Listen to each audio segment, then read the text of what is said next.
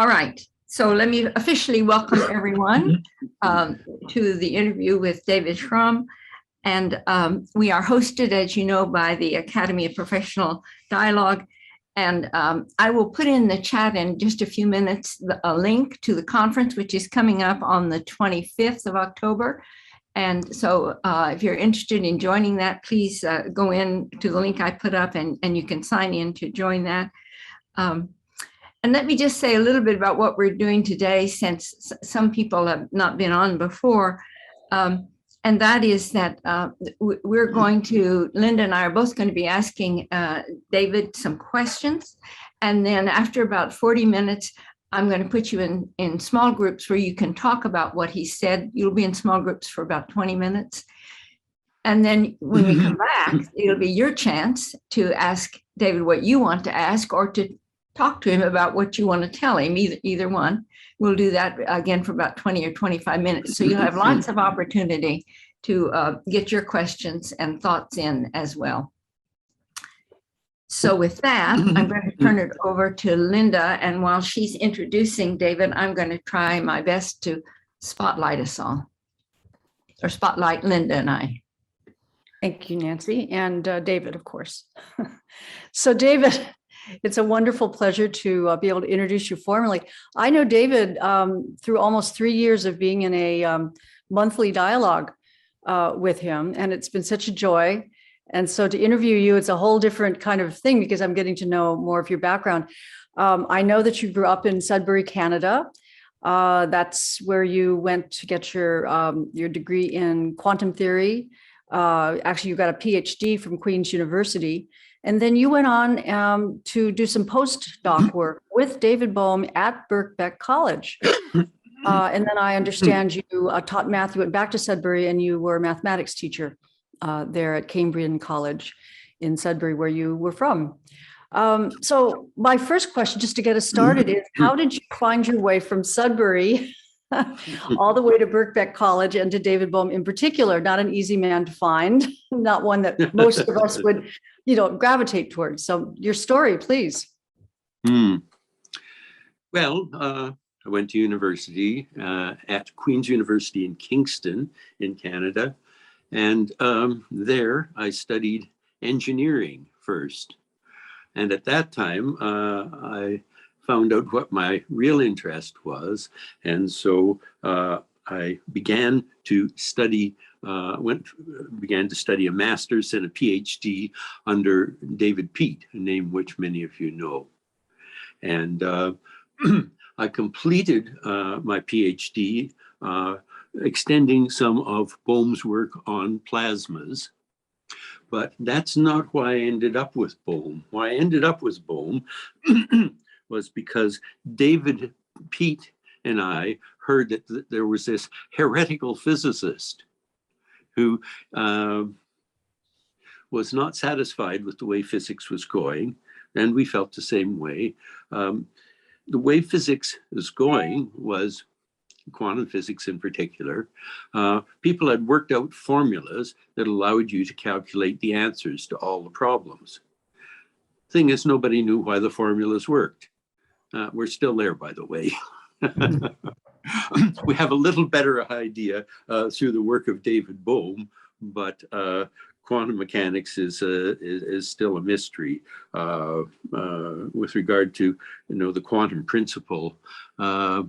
I think the words of Eddington still apply, who described it for laymen in this way: something unknown is doing we don't know what. So right. So anyhow, for my postdoc studies then in 1971, I went to England, University of London at Birkbeck College for a couple of years with David Bohm. And that was really a life-transforming experience. It was really wonderful to be in that environment. And I went there, focused on physics and philosophy of science. And by the time I was done there, my focus was philosophy of mind and the transformation of consciousness. Right. So I significantly stepped out of the waters of physics Yeah. And, in a way, took it up as a hobby in my retirement for the past 20 years. So, Well, yeah. Mm-hmm. That's a perfect segue to this question I've had, and I think you're the perfect person to ask it to. So I can't remember where I read. I just read it recently that quantum mechanics would be better labeled quantum non-mechanics from Bohm's point of view, right? Because really he was trying to show us that reality isn't mechanistic, right? It's more organic, it's more holistic. So maybe tell us why that never caught on in the physics community or even in the psychology world. Because his work really did take us away from how we still define reality. Well, that's really a big question and a deep one, because you see, I think perhaps that's the way my brain, maybe yours and pretty much everybody else's, defines reality. We tend to think in terms of things, and in things interacting in relationship to one another, one way or another, whether it's how ideas relate to one another, how we relate to people, logical connections between things. And so we tend to be very much oriented to that kind of thinking. Now, and that's basically left brain thinking. So now a right brain approach would take things much more holistically, or would take things more holistically. It would not be in terms of parts and pieces. It would be in terms of flow and movement and presence and quality and so on. Mm-hmm. And we have that. We certainly have that. I mean, you step into a room and say, oh, that place had a bad feeling, but we haven't learned to give that primacy. Right. Now, people like Einstein and Bohm did give that part of themselves primacy. You see, Albert Einstein, in his amazing work on general relativity, explained his process a bit. And his process was not the process that physicists use in general, using formulas, logic, symbols, and so on. Rather, he met this in an embodied, felt way, which didn't have to do with words, symbols, and formulas. He worked it out in his physical being. Bohm also did some work that way. Mm-hmm. And so, but then afterwards, to make it into standard physics, you have to bring it into form. You have to bring it into structure, into ideas, and then you have to mathematize those ideas, and then you have to work out the mathematics and see that it comes out correctly, comes out according to experience. And so, you've probably heard me say this before, Nancy, but a favorite Einstein quote of mine is about this process. He called the one aspect the intuitive mind, the other aspect the rational mind, rational knowledge-based. The intuitive mind is a sacred gift. The rational mind is a faithful servant. Mm-hmm. We've created a society that honors the servant and has forgotten the gift. Now, that's really the thrust of all David Bohm's work, to turn that around, especially his work on dialogue, mm-hmm. to take us from the very functional and useful, rational, knowledge-based mind to have something else lead, something which is deeper and subtler, something which is more subconscious, nonverbal, enfolded rather than folded out, unfolded, to see. So that was really what David Bohm's movement, I would say, was in all his work, in his physics, in his philosophy, dialogue, and so on. Mm-hmm. And I guess it's because he went between so many different fields. I mean, his work spread between the scientific, to consciousness studies, to philosophy. So it was probably difficult for any one of them to really grab hold of what he was saying, which is maybe why it didn't catch on in any one of those silos, right? Well, the physics community is still very much concerned with a mechanistic approach and coming to the right answer. If you come to the right answer, that's good enough. You don't have to understand why you got it. Right. But what happens though is physics eventually comes to an impasse. It comes to a stop, and it seems not to go any further. Right. And then people have to reconsider. Right. Which is kind of what we're trying to do with dialogue in the real world now, because we do have problems where we're completely at an impasse. And so I keep falling back on dialogue because it seems to me our one hope, because it gives us that opening to something new, right? Yeah, it does that indeed. So I would say perhaps one of the main purposes, if not the main purpose of dialogue, is simply to open the context, to see things in a broader context, to appreciate them in a broader context, and to work with them that way. And that's particularly true in professional dialogue, I would say. You get people to see a broader picture, and then they can all, a frame within which they can all work together.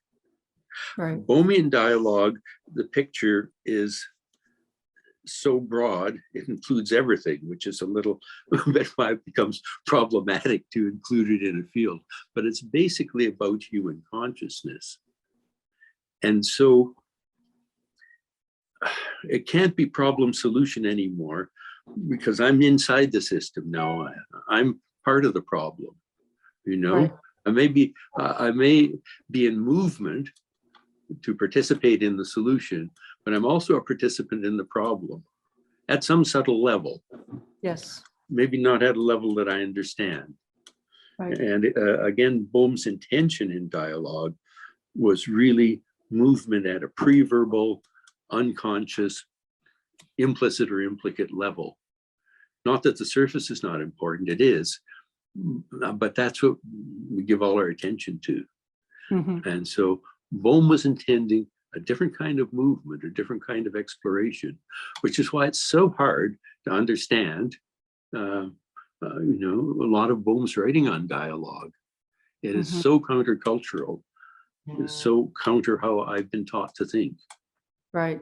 Which is, again, going back to my original question, why it was difficult to catch on any one particular. Yes.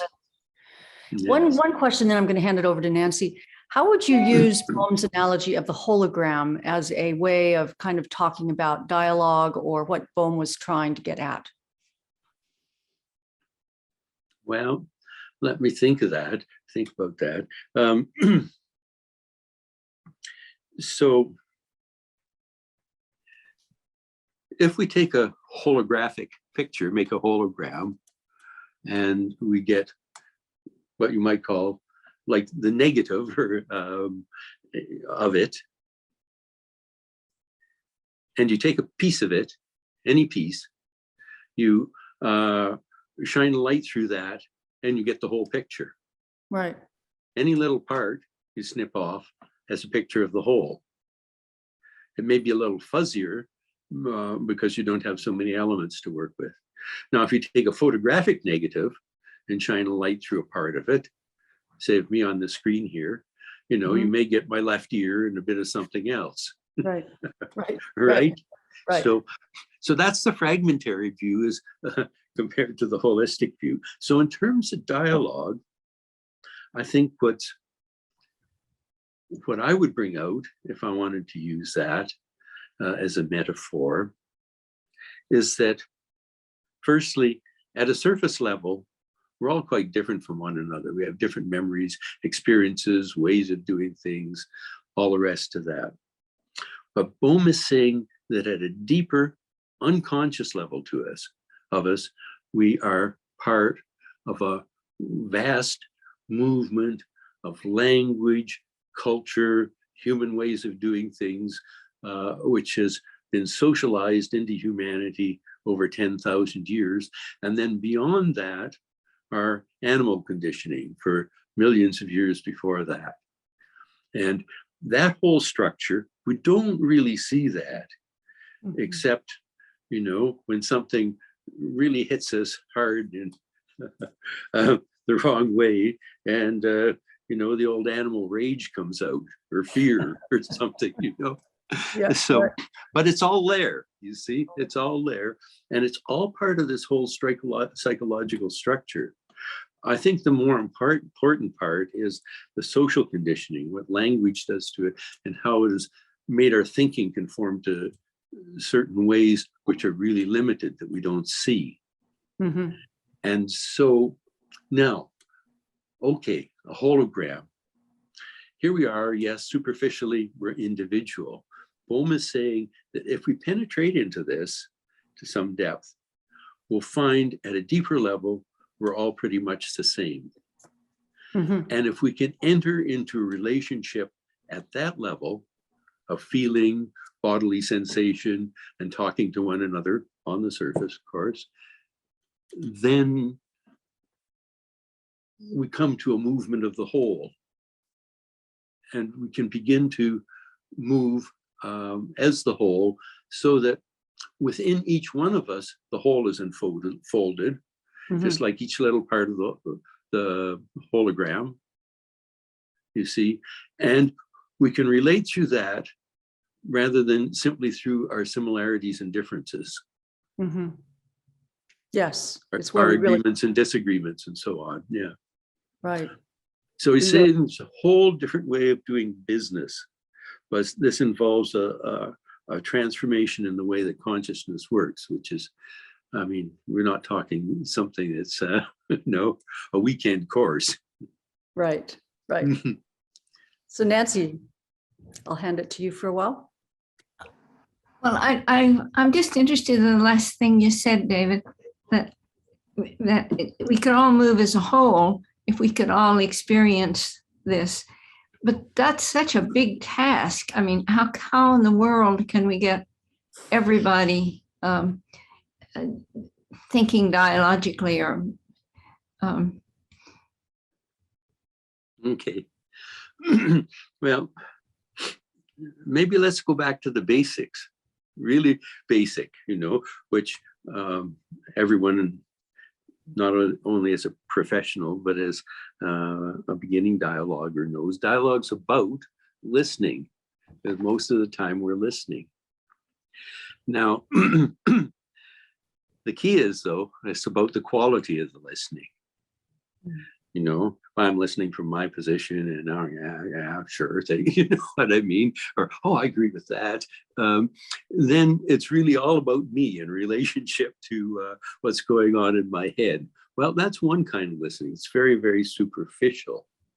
But Bohm is encouraging us to do a much deeper kind of listening, which will bring us into this. And to do this, he talks about suspension, again, which we're all aware of, right? So, but I'll just say it anyhow, just really quickly. So when someone is saying something, Bohm says, I suspend it. I hold it out before me and look at it. The way I might look at a jewel, examine its facets, its color, and all the rest of that. You know, I examine it this way and that, and I just look at it. I'm not judging it, I'm not saying I like this, I don't like this. I want a bigger jewel, I want a different shaped one, or, you know, or this is just my kind of jewel, and none of those. So I'm just looking at it, okay, and I'm observing, suspending it, holding it out. Mm-hmm. But usually what happens when somebody speaks, there's agreement or disagreement or assessment or judgment, and something rises up within that does that. Mm-hmm. So there's my reaction. Okay, says Bohm, hold that out like the jewel also. You're holding out what the other is saying, you're holding out your own response. You're suspending them both. Now, suspend means one more thing besides hold out, hold up. It means pause, as in you suspend an action. Mm-hmm. So what I'm doing now inwardly is I'm holding out to see what the other has said. I'm holding out to see what I've said, and what I have said is arising. It wants to move forward, right? It wants to express itself. It wants to come out and either say something or wants to establish something inside and say, this is what I think or feel, or it wants to deal with that by putting the lid on it. It wants to express it or repress it. The mind wants to do something with it. Mm-hmm. And Bohm says, You do nothing with it. You balance it on the knife edge of wanting to express it and wanting to repress it. You balance it on the knife edge. And he says, and this is something that not a lot of people understand about Bohmian dialogue, you do this in a thoroughgoing way. You do it with thought, you do it with emotion, you're watching bodily tensions, you're feeling the body chemistry, the whole thing. It's a whole embodied psychological approach. And he sums this up in a really simple way. He says, let it stand, not going any way with it, in consciousness and the body. So there's suspension. So there's the first little help that Bohm gives us in moving into this process. And as we suspend something, we find then that we are able to meet it in a different way. Because I've suspended all the processes now of the rational mind, of judging, assessing, of liking and not liking, and so on. And where I've done all those things, I'm suspending that too, to the best that I can. So to the extent that this can happen, it becomes possible then to participate in the movement of what what is arising from the other. I not only see it logically, have my ideas about it, I'm not going to suppress those or anything, but I'm meeting it in a much fuller sense. And also, especially meeting my own reactions in a fuller sense, in this full embodied participation. Now, that's some words around this, and it is so easy to say suspend. It is so easy to say participation. But we're talking, we're talking work and a journey and so on. Yes. Yeah. I'm in that wonderful article that you wrote for the Pari Center, that's David Bohm on Mind. You said this, I'll just quote what you wrote. Through suspensions, we're suspending the dominance of left brain assessing, and through participating attentively and non-evaluatively, we're making room for the right. So again, coming back to that right and left brain analogy, I found that really helpful. I'm glad I was able to put something really clearly then. I find when I read things that I've written, I sometimes say, oh yeah, this guy did something that's really clear. Wish I understood it as well now. Yeah. I want to add, this is a really hard question, so I want you to feel you have time to think about it. But you studied with Bohm in early part of your life, you in your late 20s, I think, when you studied with him. So I'm curious what you learned from interacting with him then for 2 years that has changed how you live your life in subsequent years. I don't mean your work. I mean how you approach life, how it changed who you are. That's the thing I'm interested in.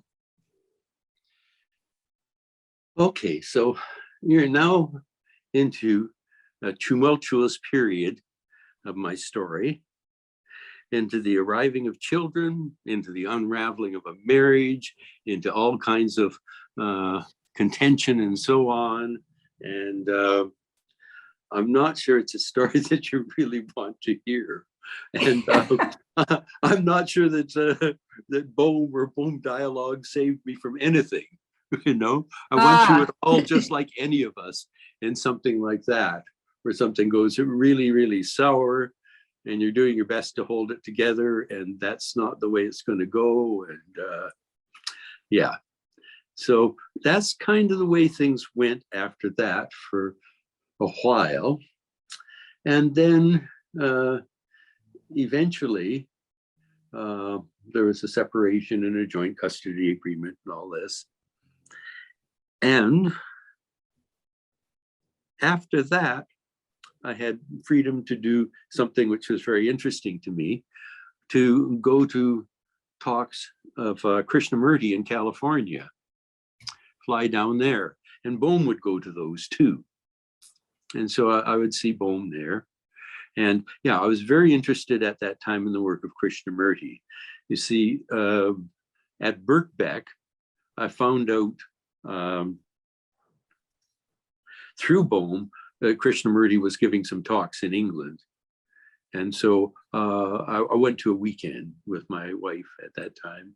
And yeah, so, and while we have the name Krishnamurti up here, I think if a person really wants to understand the deep intent and the subtle parts of Bohm dialogue, look at the Bohm-Krishnamurti relationship, the things they explored, because it's all there in a different form in Bohm, but Bohm takes it to a different place where he brings it into a communal dialogical framework, which goes beyond just personal exploration.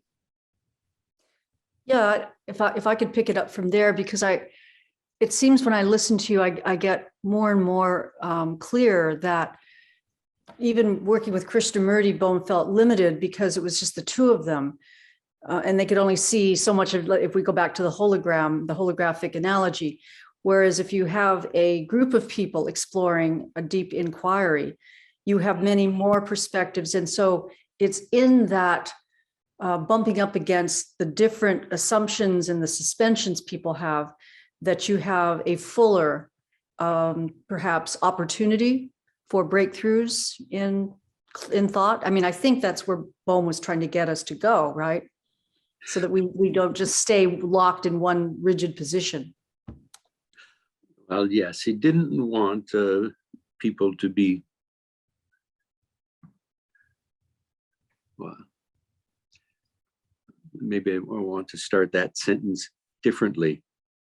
Bohm saw in what Krishnamurti was talking about a teaching that he felt had no flaws at all.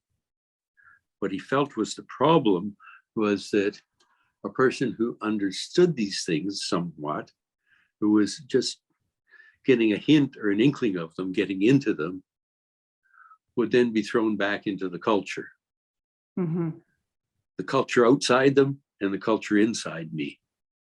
And so, so this thing never really would get, this movement, this subtle movement, would never really get a chance to get established. You see, he really pondered for a long time over why, when Krishnamurti's teaching seems so thoroughgoing, so complete, why it hadn't really deeply touched humanity. And the conclusion, that was the conclusion that he came to, that in a sense, the weight of society inside us and outside us was too big. And what we needed was a venue where together we could create a movement and an environment in which something different would happen. Now, I haven't really described that well, but I'm not sure how to do it in a few words, and I'm not sure. Well, just give me a minute. Mm-hmm. You see, somehow, to go back to what we were talking about, it takes people finding a way, first of all, to open to the level of their common humanity, where that's much more important than their opinions. I may have one opinion, someone else may have another. And we can have those opinions, but if at a deeper level we connect as human beings, then a different kind of movement is possible. And as Bohm says, at that level, we begin to realize that maybe opinions are not that important after all, Mm-hmm. or they're not important anymore, so important anymore to what we're doing. Is ahead. that then once we are able to, I think Bohm called it impersonal fellowship, once we start to feel that impersonal fellowship Bohm would always talk about, is that where maybe some of the magic happens? Because then we stop fighting the differences and we start to, well, I always call it thinking together. We're beginning to move into the flow of collective or participatory thought, where that's different. We've never really done that as a society, at least not the way Bohm was proposing it. Because I think society's main way of thinking together is usually left-brain oriented. What are the facts? Let's put the facts together. And Bohm was trying to open up this whole other, under the water iceberg level. Let's see if we can actually bring up more into the conversation. Yeah, exactly so. And Bohm was saying the under the water iceberg level, as you said, is really much more important than the part that you can put your hand on, as he would say, because that is what he called the tacit infrastructure of consciousness.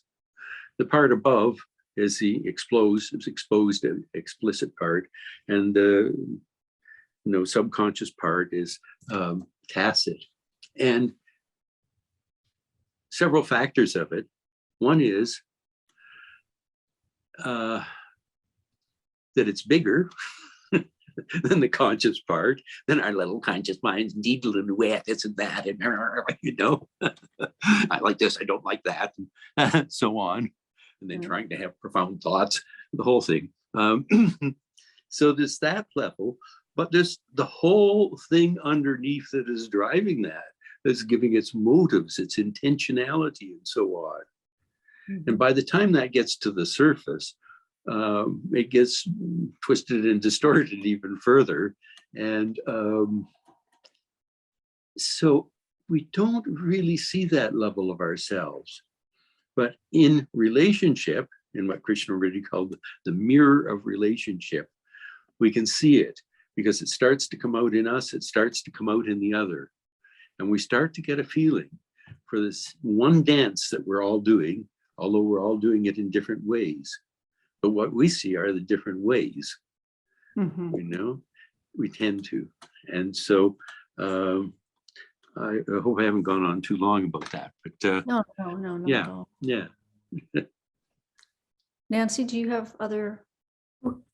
I'm just wondering, David, if you see that, well, let me say first that I see all these movements that are arising. I mean, the Perry Center is one, the Academy of Professional Dialogue is one. The enormous response to the Infinite Potential movie that was made, and just being a part of this program in the Academy, I keep finding more and more people that are in a dialogue group that are starting one. So forth. Is there? Do you see a movement that is starting to happen? I don't have that broad view of things that you have. I don't have as many connections as you do. So my connections are very much and very often with people who are already in dialogue groups. So I don't see, some of them have been going 20 some years and some, for a few. You haven't kept in touch. You haven't kept in touch with the quantum world. I mean, are they beginning to make some movement towards Bohm's views? My opinion, from being on the periphery is not much. Not much. You see, I think Bohm did some things, first of all, which were very interesting and relevant for his time, which is he did something with quantum mechanics that everybody said could not be done. They even had mathematical theorems proving it. And he did it. And this was very disturbing to the quantum establishment. And so a lot of the heavy hitters, the old boys, got together under Robert Oppenheimer, and they said, let's deal with this thing. Let's find a hole in it and tear it down. And they met, and they could not find a hole in it. So Oppenheimer said, if we cannot disprove Bohm, let's ignore him. So how's that for science? It's terrible. So poor Bohm. I mean, he and this was his PhD supervisor, the father of the bomb. And, there's an interesting story there too. Bohm's PhD, I believe, was on deuteron scattering.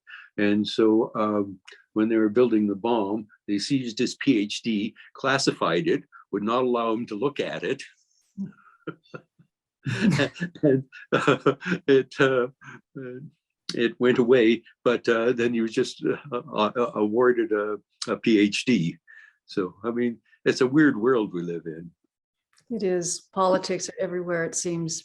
Yeah. Mm-hmm. Mm-hmm.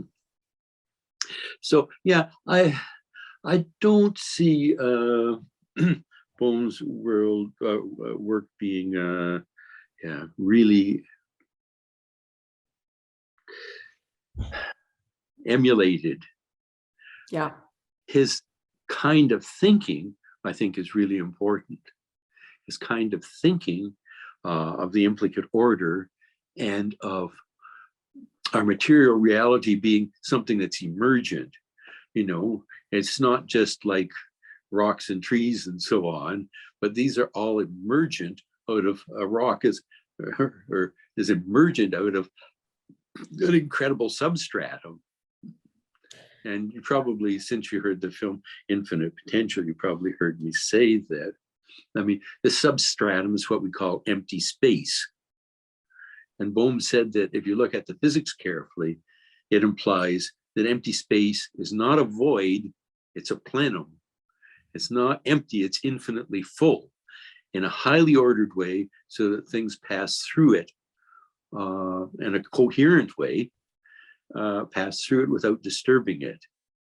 And he said, in this plenum, of which and in which we are the tiniest just little bubbles, little vacancies, in a cubic centimeter of this, there is more potential mass energy than in the visible universe. But when he said more, he said much more. And what he meant by much was a billion times a billion times a billion times a billion times, I don't know, 10,000 or something, times all the material in the visible universe, the stars, the galaxies, and so on. So that is what is implied by taking things down to the Planck level and considering all the energy levels full, what might be called a Dirac sea. And this is the level that scientists in general agree that we have to go down to unify things, to unify all the fundamental forces. And so this is the level at which, this is, not just something pulled out of a hat. But you see, what scientist is going to start to take the implications, the human implications of that seriously? You know, that is not going to be career enhancing. Right. It's not going to be a good fun getter. Got it. It's too much. It's the infinite potential, and we can't study. We can't put infinity under a microscope. So how do we study it, right? In a left-brain way. Yeah. Well, I have one more question, unless you do, Nancy. I do indeed. Yeah. Thank you. So the idea that we construct reality, David, is not a new idea to me or to most of us, I think. But in your article, David Bohm on Mind, he lays sort of out how this happens and what the limitations are of assuming that we are seeing reality. I wonder if you could talk a little bit about how Bohm explains how we construct reality. And I'm remembering in that article the story you told about being having been born with one eye that didn't see, as a sort of illustration of that. Which, if you would be willing to tell that story, that might be useful, or interweave it in your explanation of how Bohm explains we construct reality. Okay, so Bohm, by the way, was quite interested in the child psychologist Piaget, who wrote many books about children and how they come to perceive the world, one of which was, I believe, the construction of reality in the child or by the child, something like that. And so Bohm was interested in it from that level, but also in the laboratory of his own mind, he observed the processes of construction of reality, and how it all worked. Now, my own little story, as you said, Nancy, I was very young, and I guess I was around 3 years old, and I was in my little bed and I'm going to bed, and I said, Mama, why is it when I look with one eye, I see everything, and when I look with the other one, it's all black? And pretty soon there were my mother and father hovered over me, and my father's waving his eyes and hand and covering one eye and then the other. And there's all this talk back and forth. Anyhow, the aftermath of that was I went to a specialist and I had an operation to correct the eye. The eye was had strabismus, it was crossed over. There was pressure on the optic nerve, so nothing got in. So all they had to do was lengthen one of the cords that holds the eyeball, and I had a perfect eye. Of course, say all they had to do, pull out the eyeball and do some very delicate surgery. Yeah, but anyhow, they did this. So this means I had a good eye now. Now, it was problematic in a certain way in that it was incredibly myopic and would have needed a big Coke bottle lens. But it was a perfectly good eye. Anyhow, what happens is, you see, we don't just see, we learn to see. And the brain had not learned to see with that eye. It had not learned to use it. And so all it was getting was just a swarming mass of pixels,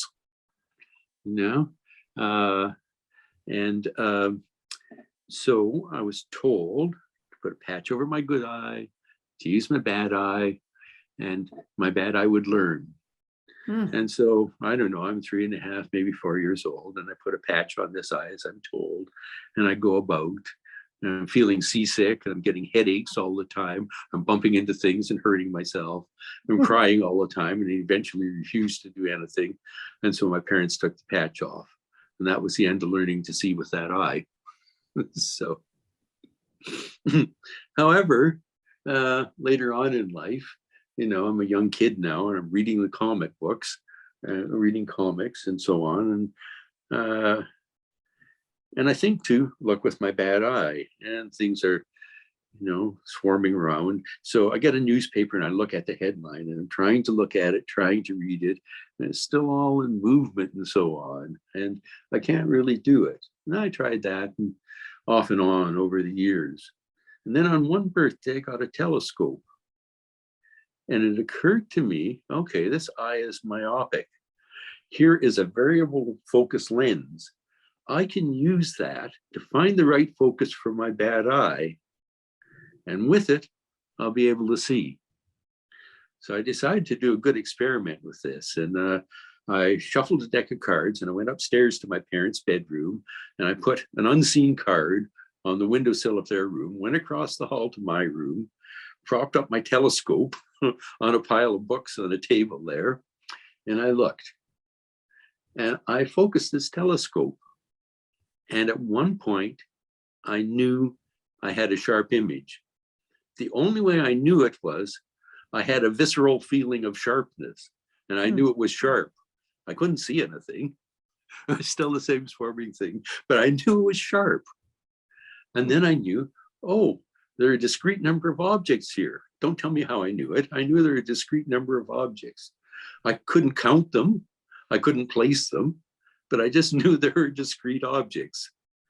And then I saw a boundary, red one side, white another. A boundary, red one side, white another one, another one.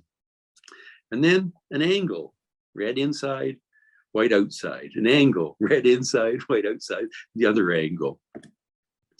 And then sort of a sense that the straight lines were all of equal length. And then the brain realized that there were no, see, this is an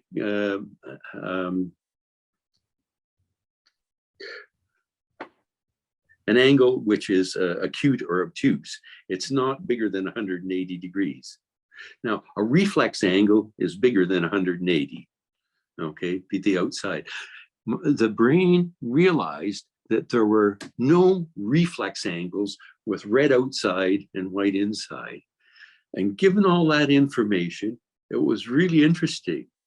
I felt like the brain realized, well, it did, there's only one thing this could be. And it was a strange feeling. It was like an old piston on a flywheel. And the wheel goes around once and this comes up and comes down.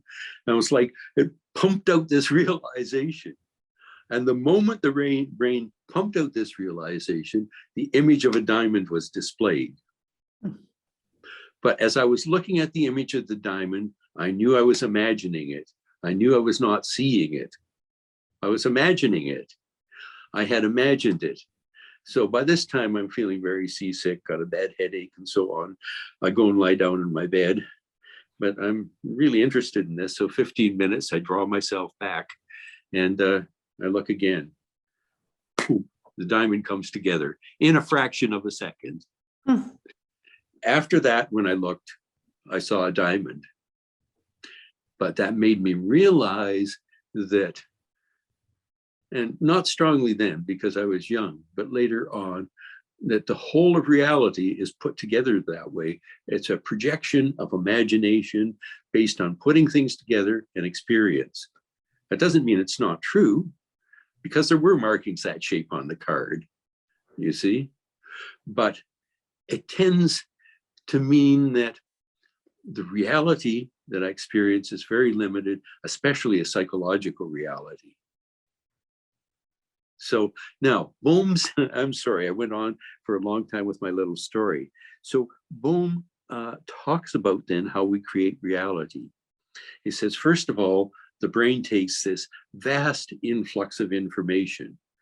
Like each eye has what, 100 million cells checking 40 times a second,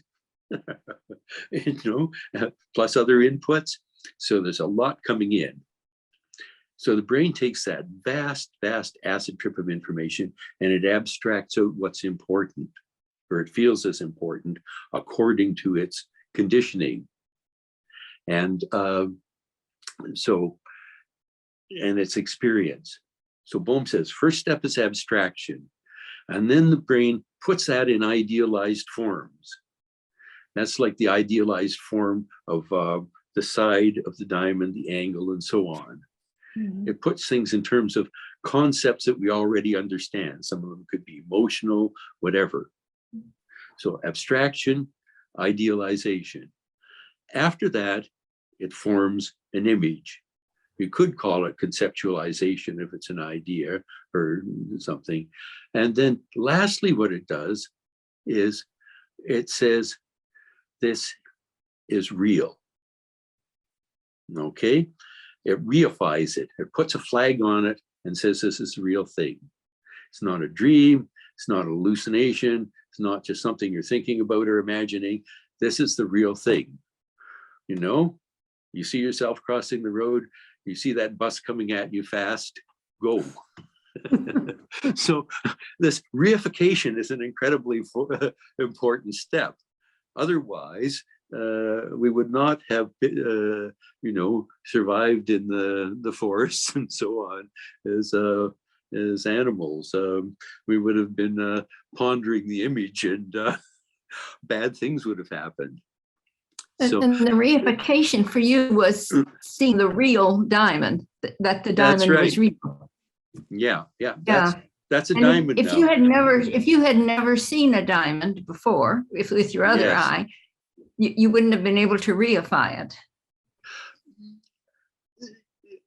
Now that's a really, really interesting notion, because would I, you see, it might, if I wouldn't have been able to reify it, it means that people could never see anything new. They could never have an insight. But the thing is, these things usually happen so quickly in us, so tentatively, that we don't get the chance to reify them or not. A lot of them have to be brought out and tested, right? After, you may get a feeling about something and it may go, but if you get a feeling about something, you don't know for sure, right?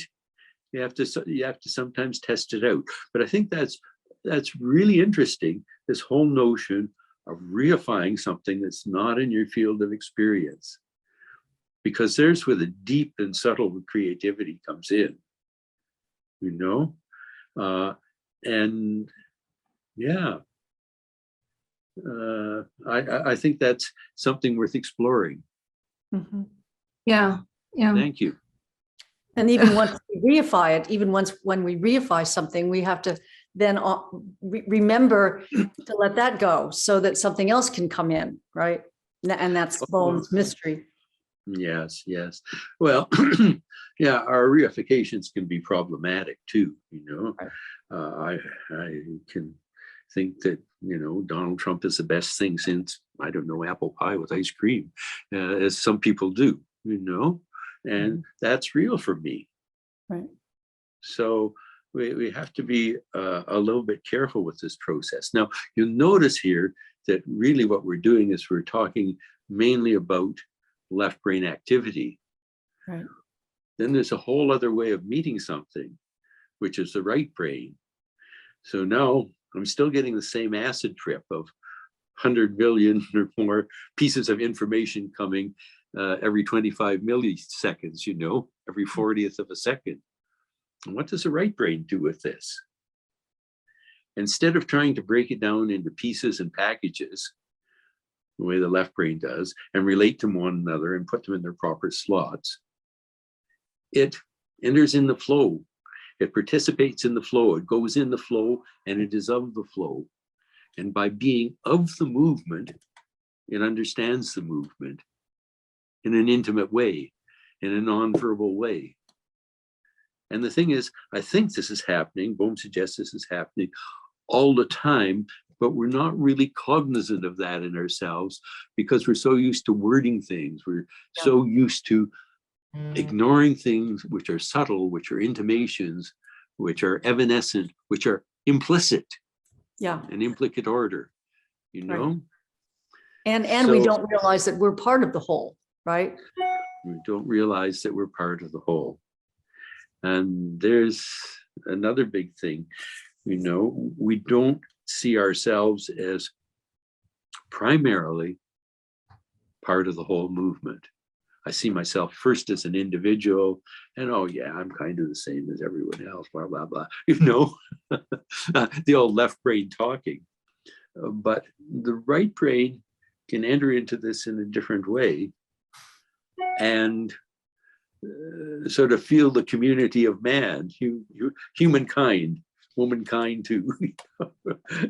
Man is from the old school where, yeah, but so there's a different way of meeting this. And this comes about naturally when people are talking a certain way in dialogue. You know, when you have people opening their hearts to each other and so on, and they all come together. And the content of the conversation is important too, but the whole feeling that's engendered allows things to move in a different way then. Yes. So, I'm reminded of you know, Stephen Rosen we interviewed last month, and his focus on what the body is feeling reminds me of what he was saying about that, David. That, you know, the attention to that, and in some ways, I think when you were writing about I think I've always had this problem with the idea of the infinite potential or the subtle. What in the world is that? And in your writing, it seems to me you use the analogy of the right brain. That the right brain is a way we manifest that. I'm not saying the right brain is the infinite potential, but that it's our access to it in a sense. Would that be true? okay, so now the potential originally came from a mathematical construct in physics. And so that's probably why you didn't understand it. In Bohm's physics, his quantum theory, the particle, like the electron, it moves in a potential, in a field that that controls its movement. And so Infinite Potential was the name of the book that David Peat wrote, the biography of David Bohm. And so it's kind of covering two things there. It's pointing to the physics, the potential in Bohm's subtle physics, but then it's also talking about human potential, to which Bohm was pointing. And so it's not really a defined thing, Nancy. That's why, in terms of our discussion, so yeah, there's no reason that you would have to understand it properly. And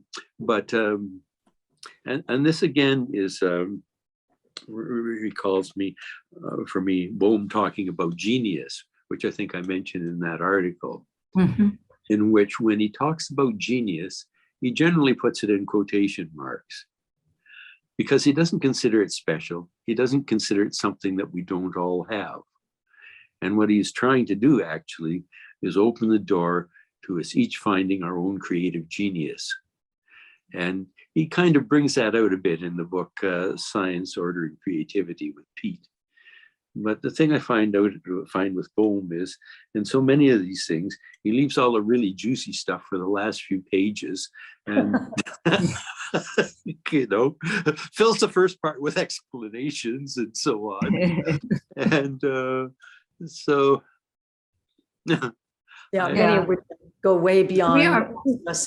We need to. We are at the point where we ought to give people a chance to talk with each other in groups. So let me do that.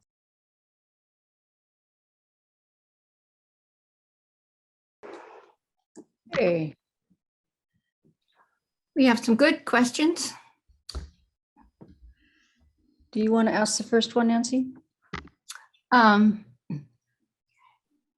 So I'm going to ask Martin because he put in a joke. But Martin, ask your question. Yes, sorry, that was my joke. But yeah, the question was, will it be very boring when everybody understands the dialogic way of things or dialogue? Oh, could you say that again? Will it be very boring if everyone understands the dialogic way of things? Well, the dialogic way of things is to move in such a way as to, its function basically is not to learn, which is what we do with our left brain, which is what we ordinarily do, but it is to, in a subtle way, unlearn the preverbal, subliminal blocks and rigidities in our consciousness. Sometimes it will show what's happening, sometimes it won't. But the idea is the dissolution of blocks and rigidities to creativity and to heartfelt relationship. So, which are in the bottom of the iceberg, so to speak. So, if people then become, if consciousness operates much more from free play in creative perception and expression, rather than from a fixed point, according to habit, will the world be boring? See? So, I mean, that's the question, right? In a sense, the world already is very boring, except that it's, if you were to look at it sort of from distance and have to watch the play and display of everything that's going on, people are making the same mistakes over and over, using the mind quite superficially, unintelligently. It's, in a way, it's not such an interesting planet to look at as one might be if, you know, a lot of this detritus of the mind were cleared away. I love that answer. That's a great answer, David. I think you're right. It is. We do keep making those same mistakes over and over. So Linda, who do you want to pick? So Daniel Walt, if you'd ask your question, that's a really intriguing one. Yeah, it wasn't really my question, but I thought I was trying to pull together what other people were saying that if you really when you think about being in dialogue and the issue of suspending your opinion, suspending opinion making and making judgments. Well, when you do that with most people, that comes across as a very weird opinion. So I was just wondering, is there a way to actually to suspend opinion or maybe and judgment, or maybe do we need to think of an alternative way of advocating that or something like that? Now, are you talking about trying to work things through in a dialogue group where you have a group of like-minded people, or trying this dialogue experiment, as one would call it? Or are you thinking of, being out with your, I don't know, speaking to your neighbor over the back fence or in a pub or something? Yeah. Well, closer to the second, but like especially, it's sort of being in dialogue, people who don't completely get it yet. What about that, I think most of us run dialogues with people who are not, Bohm scholars. Yes, of course. Now, ideally, the nice thing about dialogue is you don't have to know anything to do it, as long as there's a willingness for me to suspend or put on pause my point of view and really listen to yours in a heartfelt way, and to watch myself, to watch my reactions arising. If I'm willing to do that much, I don't really need a lot of schooling in this. And it's not in the schooling, it's not in, all these compendious ideas that I have in my head. It's having seen all that, you just put it up on the shelf and you go into dialogue like a newbie, and if some person can come in the door that way, not caring too much that they're going to assert or insist on, then, you've got something going. So that would be my attitude to it. I do think that's right, David. I think, I've seen groups that have a list of 15 things you need to do while you're in dialogue. And I like this idea that it is listening and in a heartfelt way. I think that's more reasonable to ask people to do. If you have limited time and space to talk about dialogue, yeah. Let's go to Wade. Wade, you had a nice question. Will you unmute yourself and talk to David? Let's see. Let me find it up here. David, if you would, please say more about the role of the right brain in synthesizing, and perhaps also maybe it's also a way of working at a level that's more immediate than language. That is, it doesn't put up barriers between us and the world like language does. And this is part of a project I'm working on what I call socio-sensual mutuality, which has been described by anthropologists as a way of folks who are in what today current hunter-gatherer groups just have this immediate connection with each other. That seems to be, when we look at it from that abstract kind of more dominant Western mode of rationality, as a right brain function.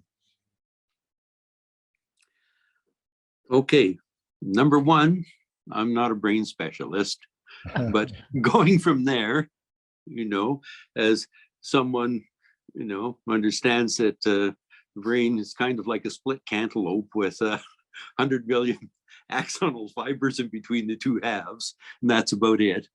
But that in itself is important, because that says there is no such thing as the right brain in isolation. Right. And when we're talking right brain and left brain.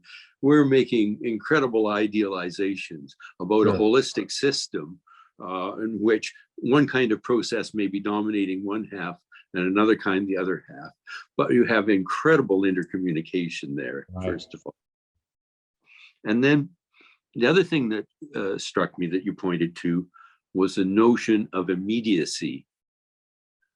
And immediacy, I think, is, in a sense, incredibly important to dialogue, because what it means literally is unmediated.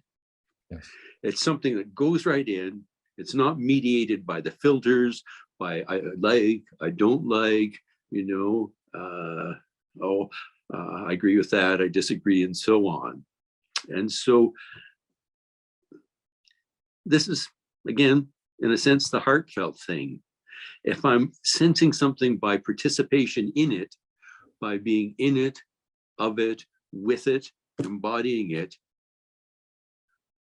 then it is immediate, you see? Mm-hmm. It's like I am the dance. I'm not analyzing the dance. I'm not looking at somebody on the floor, on the floor and assessing them, Right. I am the dance. And so it's a different kind of knowing. Mm-hmm. And that this is what dialogue is trying to move us toward, something which is unmediated. Beautiful. Yeah. Beautiful. That's perfect. Thank you. So I noticed that Ellie may or may not still be with us. Ellie, if you're here and can unmute, there Yeah, you I'm are. here. Might hear some shrieking in the background. Sorry. Yeah, and before you answer or Hello, ask, everyone. I just wanted to mention that we did do a session with Danielle Merkenler that's on our YouTube channel, and where she was involved with using dialogue in early child's education. So something to watch. Anyways, Thank you. so Yeah, I was just going to ask how you see that this way of thinking, this way of being in the world, would or could reshape how we approach education from children, to sort of look at more generational change. Wow. Okay. Now, there's a big question, and let me say, I probably don't have an answer to it, but let me go really personal. I remember when I went to school first, and I wondered about what all this was going on, all this structured knowledge and so on, memorization, this plus this makes this and so on. I wondered why nobody said, how many ways are there to make 5? You can arrange them all equally around this way. You can put 4 in a string and 1 to the side. Why can't we find out how many ways there are to make 5? You see? So I think then that this way of thinking would cause early childhood education, and maybe it is nowadays, to be a lot more exploratory. Don't forget, I'm a bit of a dinosaur. I'm pushing 80, right? Back in the days when the teacher had a rubber strap in her desk and so on, and you paid attention or else. So, I think that it would be more exploratory, and that it would be not tending to just involve, say, one sense at a time, So, but I think there are systems in place now that try to do that, aren't there? I mean, I don't know a lot about childhood or anything much about childhood education, but Feels like it's struggling to make the leap from a mechanical approach of measuring success, Oh yes, yeah. towards really being and expanding a child's being. and also letting the children themselves make meaning, rather than just it being a monologue from the teacher to them, opening the children up so that they're making their own meaning, which allows the teacher then to see where they are, rather than just asking questions so that they parrot what the teacher's saying. Ellie, we had on, I think 2 times ago, Daniela Merkelinger, who teaches at a university with students. Were you on that program, or did you see her? I wasn't, no, but I'll check that out. Yeah, I don't think her all these are put up on YouTube, and I don't think hers is up yet, but that was really useful. The other thing that might be useful is that in the conference, the last day of the conference, Timo from, I think he's from the Netherlands, is going to do a whole day on education. So that might also be of use. And I just heard from Daniela just yesterday, and she said that her recorded video is up now. So if you go, chat for everyone. I put it in the chat for everyone. Oh, thank you, Annette. Thank you very much. Appreciate that. Yeah, Linda's, yeah, Annette's really good with helping us with those, putting things in the chat. Let's see, we haven't heard from Linda Grove, and she had a question. Linda, do you want to unmute and speak? Well, I think it might have got answered earlier, but just like, how do you use dialogue process with people who don't understand the dialogue process? I mean, how do you use the dialogue? My question was, when is it appropriate and when is it not appropriate? But it seems to me, I get this sense that we could use it ourselves, even though other people aren't. I'm just wondering if that's true. How do you use it? Well, I think these questions of living in the world are really important and are really hard, right? Because living in the world, I think all my habits and reactions are more likely to be much more reinforced, right? And I would say that for me, well, it's just hard to say. You know, I don't know. I wouldn't say that you can't use a dialogic process. I mean, you can with some people. If you're skilled in it, you know, if you're skilled in it. I'm not as skilled in it as, say, my brother-in-law is. You know, he can meet with street people and he can use a dialogic process and talk with them. I'm not so good at that. So maybe I'm not the person to have asked that question. You know, I'm very much in the process of learning also. I know, Hugh, you haven't unmuted yourself and asked a question, but I'm wondering if you have maybe a comment that you would like to make with David. I know you know his work really well. Well, thank you. I just put something in the chat room. I'm allergic to the chat room because if I sit writing in the chat, then I lose touch with whatever everyone else is saying. What I put there was that there's a big difference between what somebody just called the dialogue process and what you said, David, right at the beginning of the conversation about opening the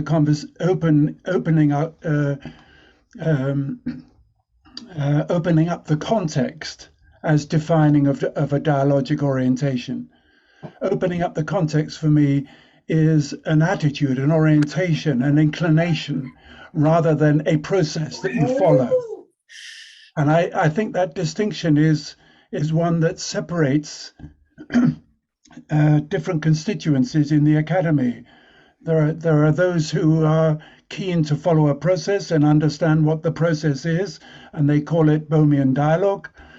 But actually, Bohmian dialogue, as Bohm talked about it, was actually not about talking. It wasn't about anything that had to do with following a process. It was more a way of seeing, a way of understanding the nature of things. And from that perspective, anything you said would be dialogic. That seemed to me closer to the spirit of Bohm than following a process. I wonder if you could comment on that. Mm-hmm. Well, David Bohm did appreciate the work that people did following processes, but also he said, moving toward goals. But it's much more like you said, Hugh. He said, that's not what we're doing here. No, right. he was doing a different experiment. That doesn't mean that these other things are are not valuable. They are. They're incredibly valuable, and he acknowledged that. But his experiment was different. And as you say, Bohm makes clear there's no method, there's no process. I mean, at one point he sounds quite Zen. He says that you discover in the end that all roads are, in a sense, have the same quality of rigidity. And what we need to do is work with the no road. So, yeah. So, So the no road, the beginner's mind, is very exactly different. When people speak of Bohmian dialogue, for me, they are referring to a few pages from the book that Lee Nichol put together on dialogue, and the book called on dialogue is has got some opening pages about the requirements, sitting in circles, speaking in a certain way, and so on. And the what you're touching on there, the Zen, it's almost Zen-like. It is not what people have in mind when they say Bohmian dialogue. There's a split here, as I perceive it. Mm-hmm. Yeah. So Bohm-inspired dialogue, you know. Now, maybe in some sense, I feel anyhow, we all do Bohm-inspired dialogue, but some of us are more inspired to do something which is about attitude and orientation, as you say, inclination, but is definitely not about methodology, because any methodology, in the end, methodology is okay, I think, to start with, you know, as a jumping off point. But the whole point is,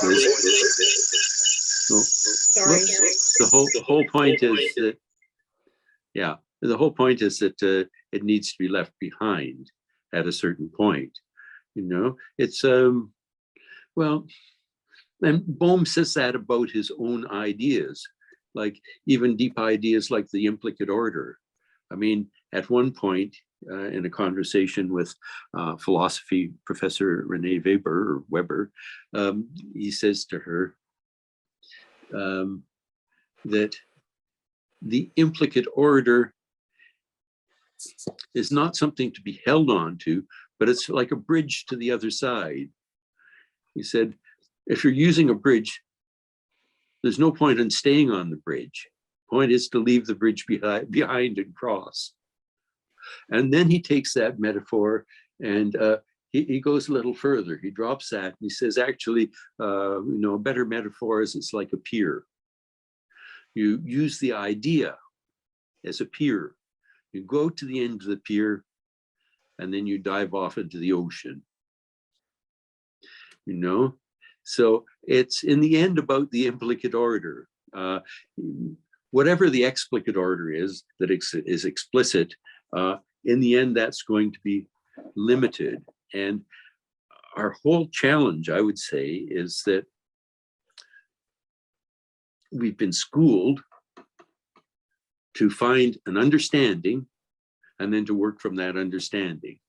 The idea is to have understood, have that in memory. The whole point of that is to work with that now, to move from there. And Bohmian dialogue is trying to take us to a different place, because that, then everything I do is mediated by the past, you see, and that's useful if I want to use it for a while.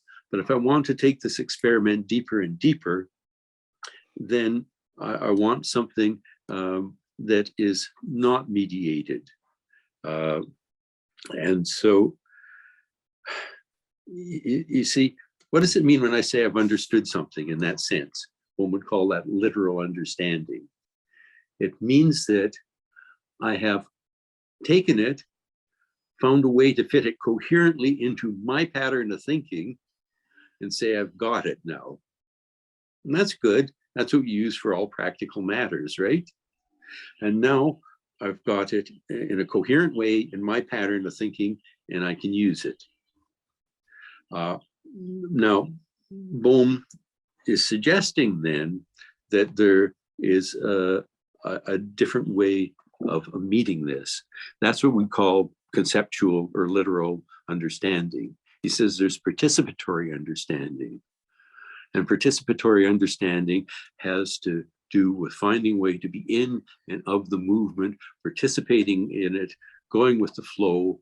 And the learning can be quite unconscious. And the learning is usually unlearning. It's usually blocks and rigidities, you know. The further I go, the more I'm the beginner. The further I go in Bohemian dialogue, the less I know, in a sense. Because a lot of the things that we know psychologically, deeply embedded in us, are things that aren't so true or aren't so helpful. So, yeah. David, I had a question, but Thank you very much. I think you just answered it by answering Hugh's, which is, it's probably a similar process if you take Bohm's idea of the observer and the observed being one, because to really come from that place in a dialogue, you have to kind of do what you just suggested, right? You have to kind of know what you know, but then let that go, be in the dialogue, participate in it, but it's really participating is the observer and the observed, right? It's in that. Yeah, that's exactly true. When participation is full, there is no participator and that participated in. There's just participation playing out. And so there's not that observer-observed split. And that is, I would say, really the whole point of dialogue. If you can sometimes actualize that movement. Because in a movement of participation of that sort, which is no longer constrained, there's then the possibility of what Bohm calls flowering or unfolding, for the mind to open out and show itself and resolve things, sometimes end things, sometimes open out, show a different level, sometimes intensify, leave you something to sit with, you know? So then participation leads to flowering, unfolding, the unraveling of, you know, what's under the lid. Yep. Thanks. So Nancy, maybe we should move on to our next speaker, our next interviewer. Oh, yes, we definitely should do that. Thank you. So our next speaker is going to be Rebecca Kanara, who is works for an organization that holds dialogue, as and you'll hear her say, in buses, in bars, at all sorts of places. And she couldn't be with us today, but I'm going to put in the chat how the link to her to register for hers, but I'll do that while you're listening to what she says. And this is a little bit small. I couldn't seem to figure out how to make it bigger, but we listen to Rebecca now for about a minute saying what she's going to talk about next time. So let me see if I can put her up.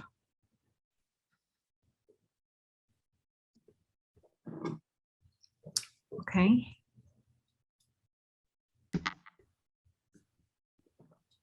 Can you see her now? Yeah, works great. All right. Hi, everybody. I'm so sorry I couldn't be here with you today, but I'm really excited and honored that Linda and Nancy have invited us to interview and join in dialogue with you all next month. We'll be talking about intergroup dialogue and the work that myself and colleagues at Universal Human Rights Initiative are doing. I'll hopefully be joined by my colleague Manpreet Dilomvar, and we'll really just dig into intergroup theory and thinking about how that applies to the dialogues we do, and just answer your questions, anything you want to explore. We can talk about the dialogues on homelessness or the community dialogues we've been doing on buses, in bars, in churches, and on Zoom, obviously. So looking forward to seeing you all and really just grateful to be included. Take care. Thanks, Nancy, for sharing that. Yeah, and I will put her, I just put her, the way that you can enroll in that in the chat. Lovely. So we are, Can I say that's a wonderful opportunity to hear someone answer well the question about taking dialogue out into the world in everyday life, the question that I was not able to answer well. You know, here's the opportunity to hear someone really open that aspect of dialogue out for you. Yes, and she probably doesn't have a whole list of rules that you have to follow either. No, she does it seamlessly. I went up to LA before COVID and attended one of her homeless meetings. And it was just an amazing experience how she brought people out who knew nothing about dialogue at all. But we had a wonderful, wonderful, rousing, deep, heartfelt conversation. And we had quite a few homeless people there and people who were just simply interested in the experiences of homelessness. So I look forward to having her with us next month. So we just have a few minutes left. Anyone, just raise your hand. We'll just call on you. Actually, David, do you have any last comments you'd like to share? And then we'll just open it up to anyone. Well, I saw Sharon's hand. Sharon, go for it. Yeah, that last comment that you made and what the work that Rebecca is doing is it just leaves me with this thought is like, you know, we make such a big deal out of all of this and how do you do it? And, you know, really, it's not so hard. You know, I mean, like, we're not so special. We're not so, you know, dialogical. Very nice. Right? Anyway, that was just my thought, you know, really. Yeah, like, oh, right. a homeless person can do it? Yes, of course. You know, and it says something about our attitudes about homeless people, too. Really interesting. Above all, for me, it's not an it that we're doing here, right? When we talk about dialogue, it's not an it. It's not a thing. Right. It's a And process. we're not, you know, we're not doing it or doing it right or improving our doing of it. There's no it. We're being in it, being in a larger. There's no it. There's no it to be in. And that's what I'm taking from David. His meticulous care with language. We allow it to creep in. Even you said it at one point, David. It hovers there, waiting to catch us out. Our language is always a problem because our language is noun-based, and so there's indeed. things. Yeah. That's what I most enjoyed, David, in your explication in the last 10 minutes was the meticulous care you were taking not to get to, in your languaging, falling back on an explanatory form that undercut the insight. The insight was a revelation that wasn't contained in the words. Anna, I'm wondering if you have a comment as a long-time associate with David about today. I've enjoyed it really very much. I've unmuted myself. I'm going to mute again soon. I have workmen here and my dogs are going crazy.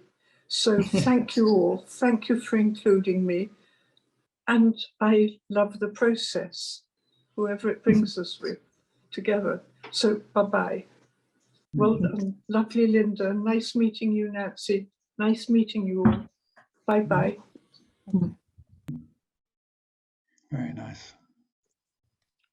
And do others have comments they'd like to make to just a deep gratitude.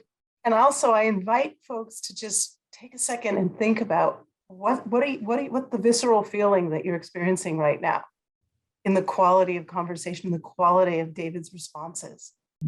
How did that show up? Thanks so much. Thanks, Jeanette.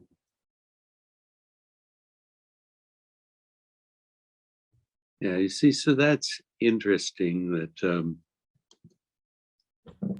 what we're doing now, in a way, is not very dialogic, is it?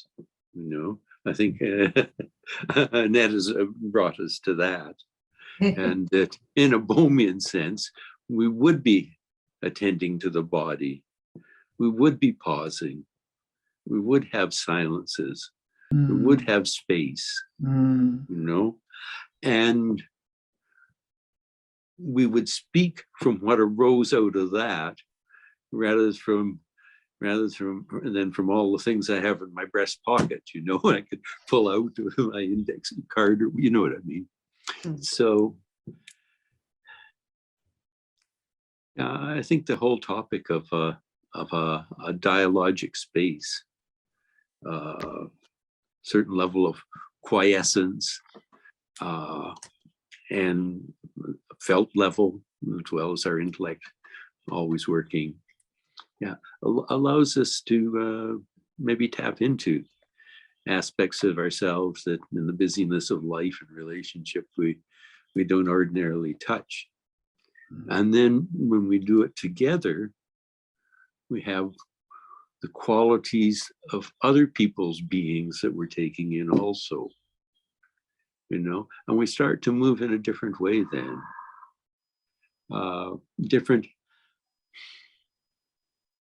I don't want to say elements of us, but a different aspect of us can start to come to the fore that if we look at afterwards, we might call open-hearted, but it doesn't feel like anything, you know.